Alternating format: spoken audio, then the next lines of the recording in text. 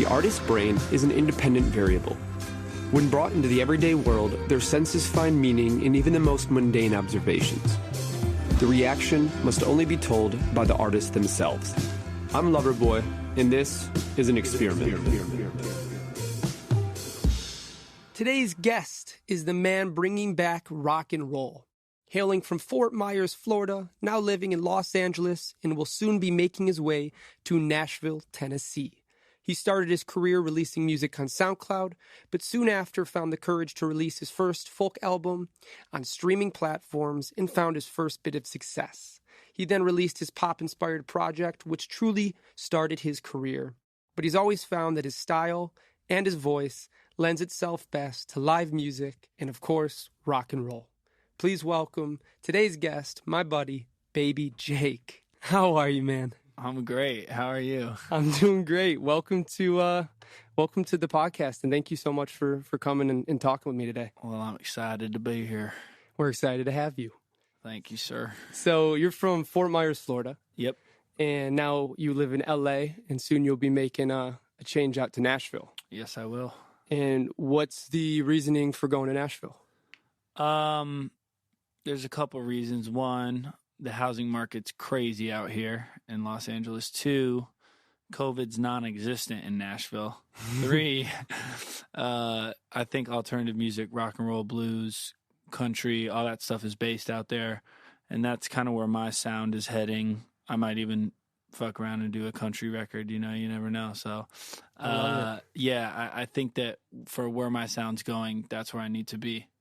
What inspired the rock and roll and sort of the change going from something that resembled a little bit more of the pop side? I think it was just natural. I didn't aim to do it, I didn't aim to end up in rock and roll. I think it was more so me progressing as an artist and just realizing I always liked rock and roll and my voice always leaned more in the alternative side of things anyways, even on the pop stuff. And so I think it was just a natural progression. And once I got there, I realized, I want to be I want to be in this genre and this is what I want to do. And I want to stay here, at least for now. I can't sit here and be like, I'm going to do rock for forever. But, I want to do a disco record or whatever, country record. But right now, where I want to be is rock. And I think that the main thing, when I say rock, I really just mean there's folk records on this next project too, I really just mean live instrumentation. Okay. Yeah. I might do a salsa song. You know what I mean?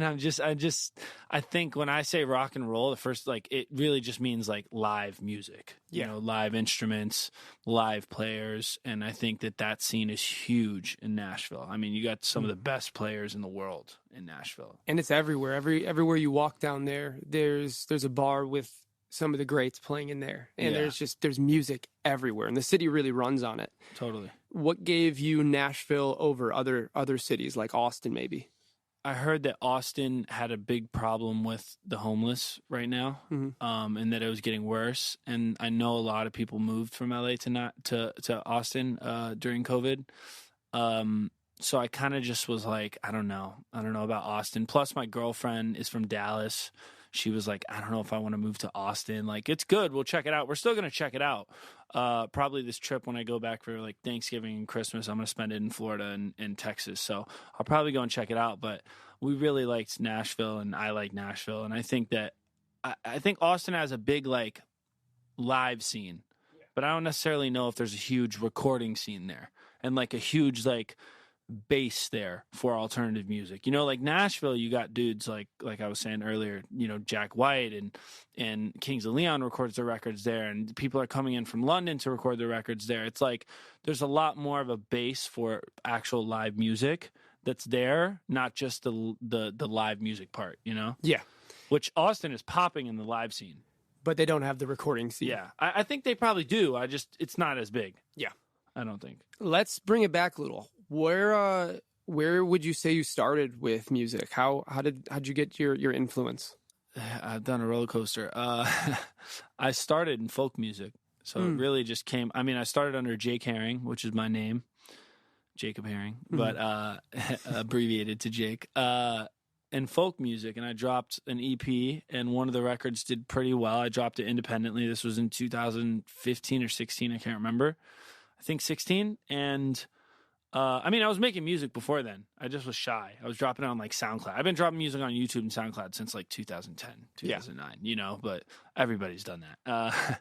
But yeah, I think the official like first start was dropping it on all, you know, digital platforms in 2016, and that being that folk EP and me getting a little bit of notoriety. Like one of the records did 1 million plays, and that's kind of where it all started. Then I just like went into pop, and to be honest, folk music is kind of the music that I felt was a little depressing for me because I wrote it out of a lot of sadness and a lot of like, I don't want to be here. I was in college and I didn't want to be in college. I was flunking classes. I was fucking partying and, you know, doing everything that I could not to be in class and actually paying attention at school. So I think it was like a rebellious, not only a rebellious stage, but like a real sad period of my life. And I connected the music to that feeling, and that's why I wanted to get into like pop and electronic and dance hall. Like I've always been into like dance hall. Like I'm really into rhythm, you know. So for me, I kind of just wanted to get into those things. I think because of that, and maybe a little bit less because of what I actually feel I would have been best at, you know, or what's most true to me. And who were some of your influences growing up when you were starting music? Was it more on the dance hall electronic side, or is it more on the rock folky side? I mean, it was everywhere. Really, it really was. I mean, my mom's from Lithuania, so I'm 50% Lithuanian. I speak it. My cousins, my whole mom's side. My mom is the only one in the United States from that side of my family. All the rest of them are in Europe, and they've scattered from Lithuania, you know, UK and other places, but they listen to like, my mom grew up on 80s music, you know what I mean? So it's like a lot of like 80s, like Toto and Phil Collins and like people like that, you know? And so I grew up on that. And then my dad is a lot older. My mom's, I don't even know. Sorry, Mom. 53, 54. No, she's like 52. And my dad's turning 70. Oh, wow. Okay. So, like, my dad's a lot older, you know? And my dad grew up on the 60s, like Crosby, Stills, and Nash, you know, and the early 70s rock and stuff. So I was really, I was definitely, like, put on to both of those music genres very early. And then you're rebellious. You're a kid. So all you want to do is listen to, like, hip-hop and pop and, like, you know. The opposite of what they're showing you. The opposite of what your parents are showing you. So, yeah, I was influenced by a lot of that. And growing up in Florida, like Southwest Florida, on 15 minutes, 20 minutes from the water, even though it's dirty water, you know what I mean, Gulf of Mexico water, like we listen to a lot of reggae. So like that's where I got the rhythm from, you know, and then I got into dance hall. But I was really influenced by it all. I mean, I remember like waking up in the morning and listening to Good Morning by Kanye West and like tying my shoes, you know, and being like, wow, this is the shit, you know. And now I'm like, man, I can't stand, like, not that I can't stand it, but I don't like modern pop music or hip hop. Your taste anymore. changes. Yeah, it's crazy, you know. So I think I was influenced by everything. And does any of it have an influence on what you're playing live? Yeah, that has a huge part to do with it. I mean, what happened was I listened to all this pop music and hip hop music I was making, you know, urban pop music, whatever you want to call it. And I listened to it and I was like, and once we did rehearsals for the first rehearsals ever, when it was literally just like Cigarettes on Patios, 239, and like Blue Cellophane. Yeah. I didn't have any other records out. Like I had 3 records. This was a while ago, like 3 years ago. And maybe 2.5 years ago. And I remember listening to the rehearsals, and this was pre-COVID, and we were about to go on a big run and stuff, you know, right after I released that next EP. And I was like, man, I don't know. These more urban and more pop sounding tracks don't sound as good live. So once I figured out that, you know, my pop tracks and urban tracks didn't sound as good live, I was like, hold on a second. Like my feeling is if you have a live drum kit, you should not be triggering a hi-hat.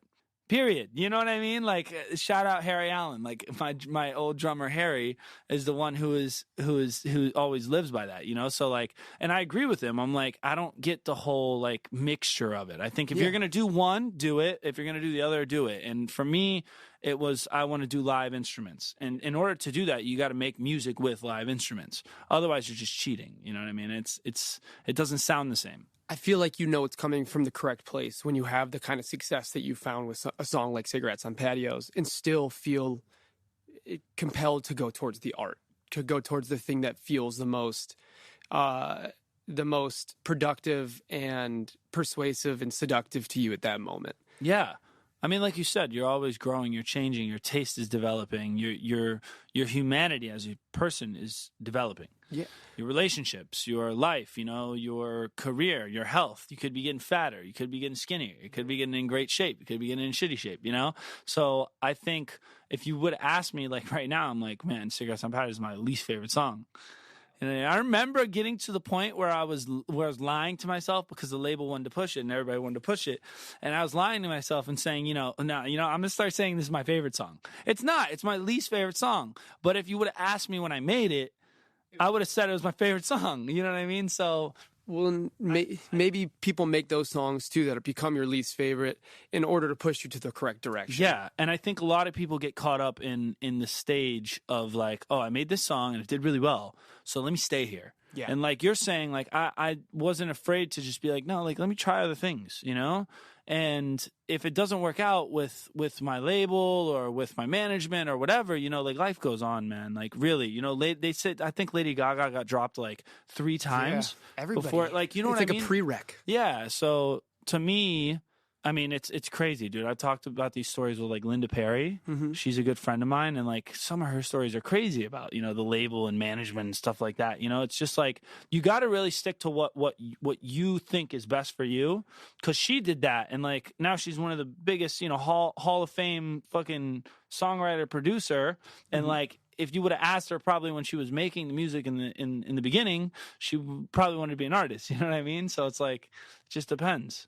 At what point did you realize that all of this was capable of being done? At what point did you really say to yourself, I don't give a fuck what happens. I don't care what it takes. I'm going to make this work. In the sense of music? In the sense of becoming an artist. Becoming an artist, like just being in the music industry. Really going for it, yeah.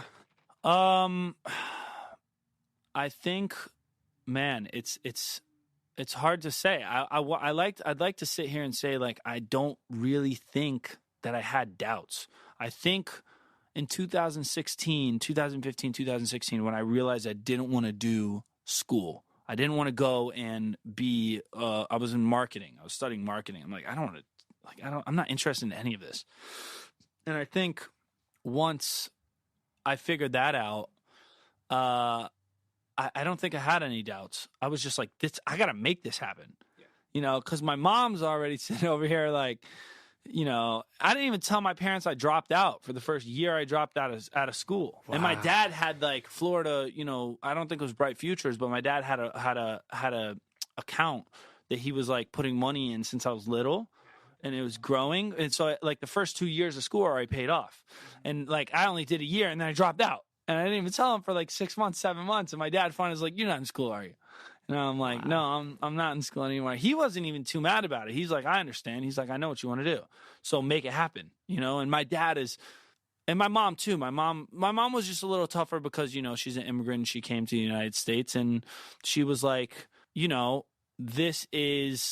this is why I came here, for you to get an education and for you to, have a career that's steady and, very supporting of your life. And I understand that. And at the time I was, young and ignorant, maybe didn't understand as much, maybe, said some cruel shit to my mom. And that's part of being a kid too. Some fighting matches with her, but part of growing up. But I think my dad, because he was, he had a tough life early on, and he was a self-made entrepreneur. And didn't end up getting his bachelor's degree until later on, in his late 20s, early 30s. I think he understood more like, okay, if you're going to do it, then fucking do it. Yeah. And so because of that, I'm not going to say I didn't have I know I said I didn't have any doubts. I probably had doubts in my mind at the time, but I only had plan A. There was no other plan for me. You know what I mean? It wasn't like, oh, maybe if it just doesn't work out, I got to be a writer, or, I'll do this, or I'll work at 7-Eleven, Yeah. For me, it was like, you got to do it. And if you don't do it, like, I'm just going to be depressed, and like working at a gas station or whatever, and that I just got to make it happen. So I made it happen. I think that's where my mindset was. And I'm sure if you talk to your parents now, whatever, 6 years later, they probably have a a very confident perspective on where you're at. Totally. And my mom will say that none of this ever happened. You know what I mean? Yeah. My dad too. Like there's certain shit that I'll say that none of it ever happened. And the thing that I didn't realize, I think like 2 years ago, I used to say in interviews all the time, like me and my mom had a difficult relationship for a while. And I used to say all the time in interviews and stuff, I was like, yeah, my mom wasn't really for it. And it wasn't that. It wasn't that my mom wasn't for it. My mom just was reserved about it because she's like, man, there is a chance that this doesn't happen. Like I talk with, Danny Scheinman. I talk with Danny Scheinman, who's, if anybody on here doesn't know him, he's the producer of my last album and pretty much my partner in all my production. He'll be on this season as well. Yeah. Danny, he always tells me, because I'm always like, no, it's gonna happen. He's like, Jake, you can't say that. And I'm like, well, I can. He's like, even if it's 97%, you can't say it's going to happen. And I think my mom kind of felt like that. So when I was younger, I didn't understand, like, oh, my mom for at least 6 months of that time was at least letting me stay at her house, and like simple things that other people don't have, so both my parents were supportive, I think, and that helped. It's a interesting thing. I've talked to a couple people on the podcast and a few people whose episodes will come out in the future who came from backgrounds outside of the U.S. and who were first generation or second generation. And there's a really tough gap in trying to get somebody who only understands, I shouldn't say that, somebody who came over here with nothing to try to make a better life and try to get them to understand that the massive bet you're taking on yourself you is want to throw it away. Yeah. That's essentially what you're saying. It is. It's like, and a lot of people would say that's selfish. I know people who would never do that. Like I know people in this industry who made it, but they made it very conservatively. And they did it very slow, and they did it while working another job, or they did whatever. I dropped everything. I was like, man, I got to do this. Yeah. And thankfully, like, yeah, me and my mom had some tussles, and I was living at, my boy Luyo's studio for a while, for, a couple months. And, I remember one funny time my mom came over to his house to have dinner.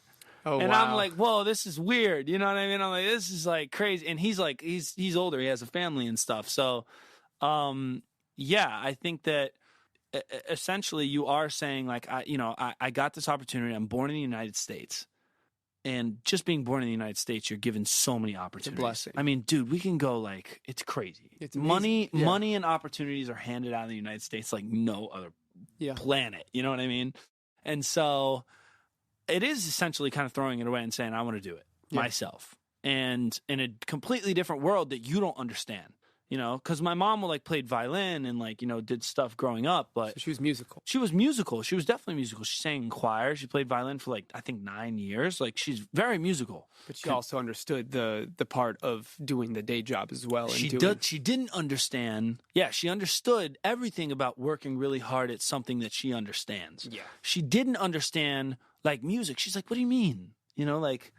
Music is not like, now we have 60,000, I think New York Times came out, 60,000 records a day coming out. Oh my gosh. Right? Like a lot. Anybody can put out music now. Yeah. You know what I mean? As long as you know, all you got to do is research. You got to go on Google. Our kids won't even have to go on Google. No. Just ping, boom, in the brain. It's gonna you know be what there. I mean?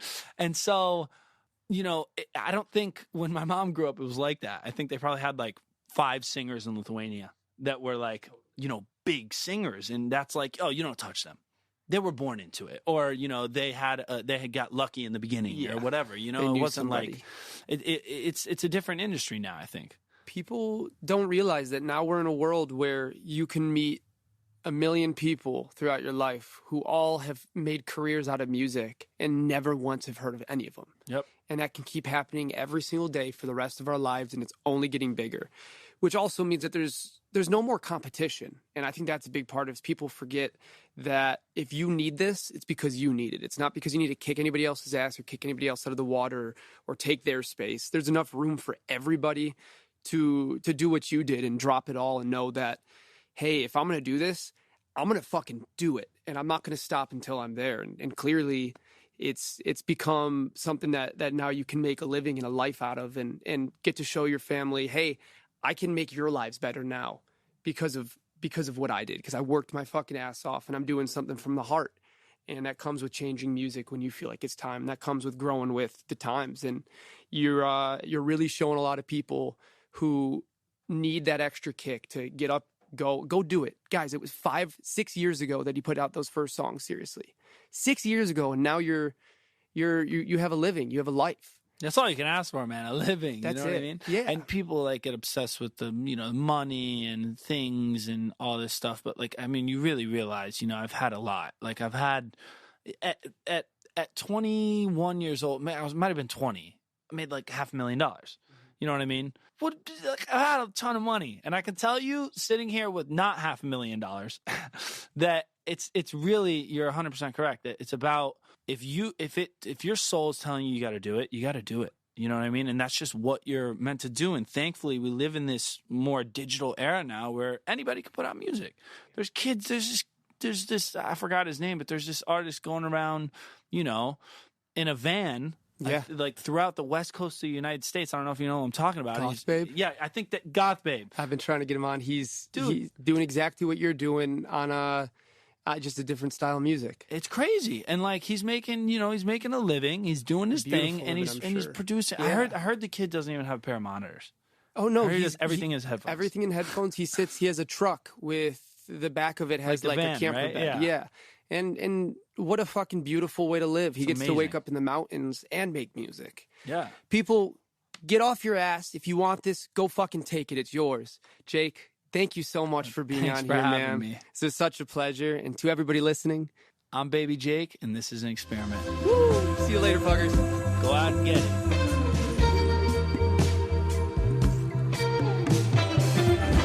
The experience is the experiment.